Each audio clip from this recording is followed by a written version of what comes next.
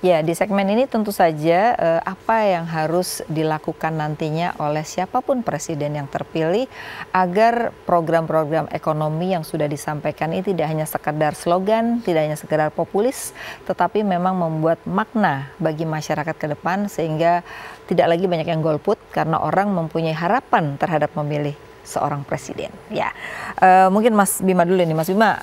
Kalau dilihat tadi nilainya 5 gitu ya. Terus tantangannya apa sih di tahun depan ya?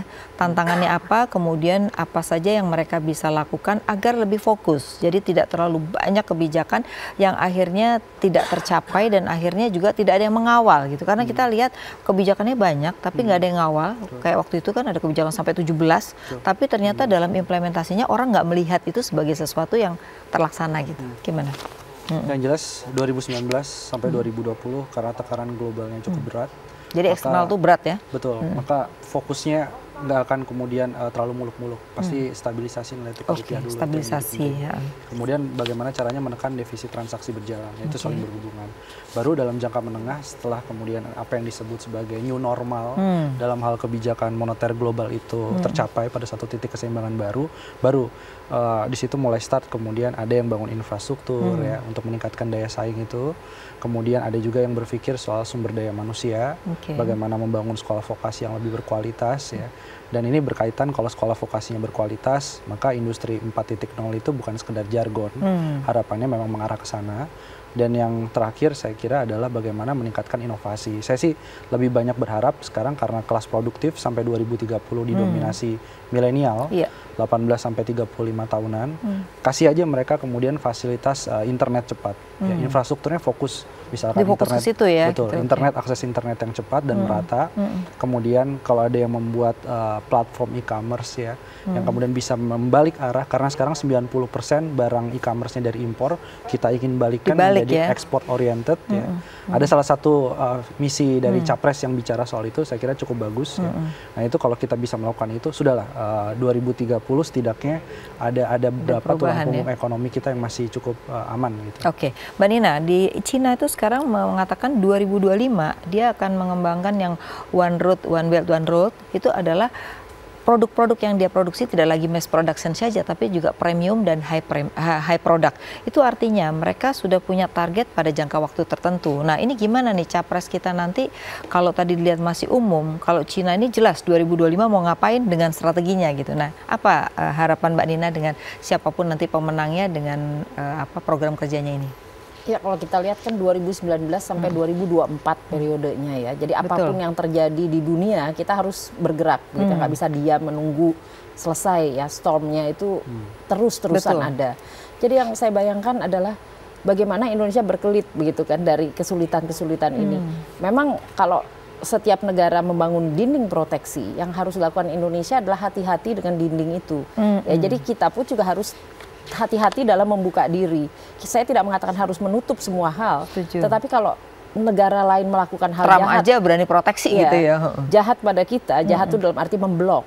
Masa Indonesia diam aja gitu? Itu kan dalam permainan yang orang menyerang kita harus bertahan atau menyerang juga. Betul. Ya, pilihan menyerang itu adalah dengan katakan ya kita blok yang kita mampu, tapi di dalam negeri kita sedapat mungkin menaikkan standar kita. Tapi kan kita lihat standar kita relatif rendah dibandingkan negara lain.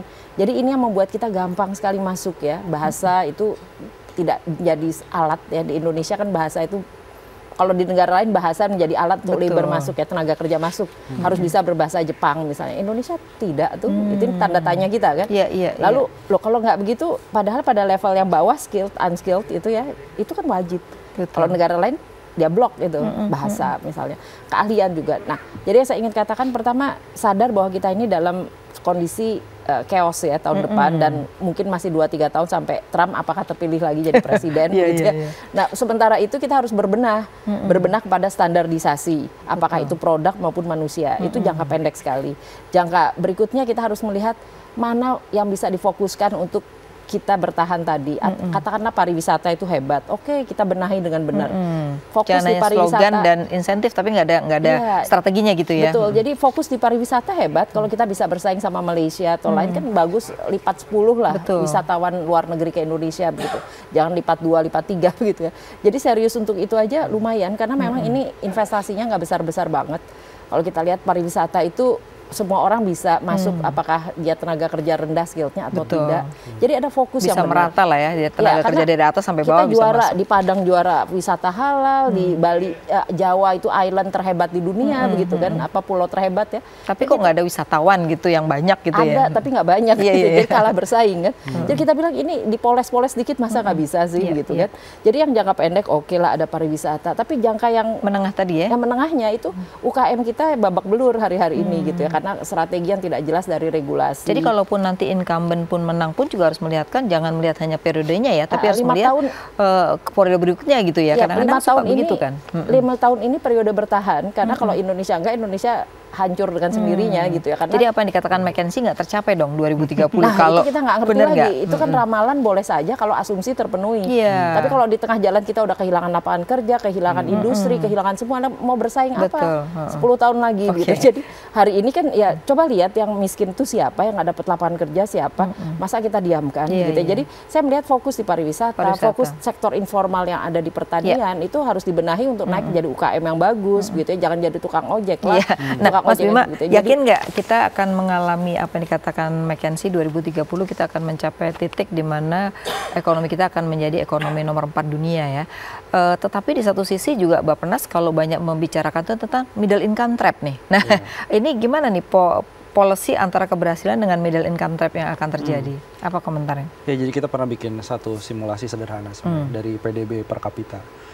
Jadi kalau secara umum lah growth itu 2030 masih stagnan di kisaran 5% pun itu nggak akan masuk dalam high income countries, Nggak akan pasti mungkin, akan ya? kejebak dalam middle income trap.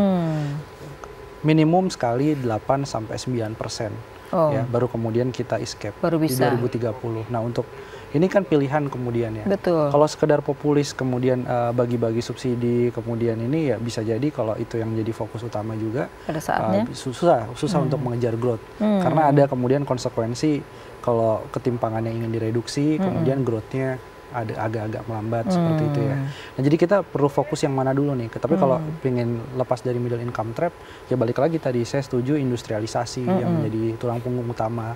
Jadi kalaupun kemudian kita masuk dalam sektor jasa, katakanlah jasa digital ya, itu semua harusnya terkoneksi.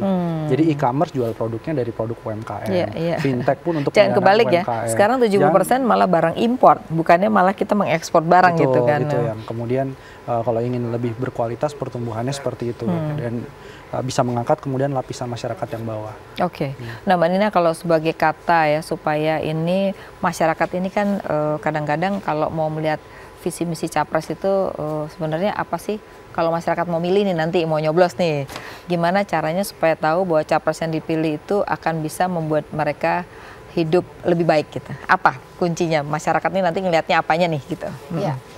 Karena yang milih itu biasanya yang katakanlah ingin nasibnya berubah. Iya. Maka sebetulnya dia harus bertanya, ini capres ini kira-kira ngasih lapangan kerja seperti apa sih buat saya gitu. Jadi kalau lapangan kerjanya biasa-biasa aja berarti nggak ada impact jangka pendek. Nah, makanya tadi saya katakan oke, fokuslah kepada yang urgent begitu ya. Jadi yang mesti dilihat penting, itu harus janji nggak apa dia. Oke, Mas Bima, terakhir apa yang disampaikan tadi kalau Mbak Nina kan orang lihatnya ini kasih tenaga kerja kerjaan nggak buat saya. Yang lain apa? Kira-kira yang mesti dilihat lagi supaya saya coblos yang ini atau yang ini? Ya, yang bisa menawarkan stabilitas dalam jangka pendek, kemudian bisa menawarkan produktivitas dan daya saing dalam jangka menengah dan panjang. Oke, itu ya kuncinya ya. Oke, terima kasih nih Mbak Nina dan Mas Bima, supaya mudah-mudahan orang belum pada bahas, kita membahas supaya masyarakat dari sekarang mengamati setiap capres yang ngomong ya kan, janjinya itu sesuai nggak dengan keinginan masyarakatnya sendiri ya. Untuk itu kita berharap nanti bulan April bisa masyarakat lebih rasional memilih pemimpinnya, tidak karena uang ya. Ya pemirsa, terima kasih atas kebersamaan Anda. Demikian diskusi malam hari ini bersama Ibu Nina Sapti Triaswati, ekonom dari UI, dan juga Bima Yudhistira dari Indef. Terima kasih atas kebersamaan Anda. Sampai jumpa.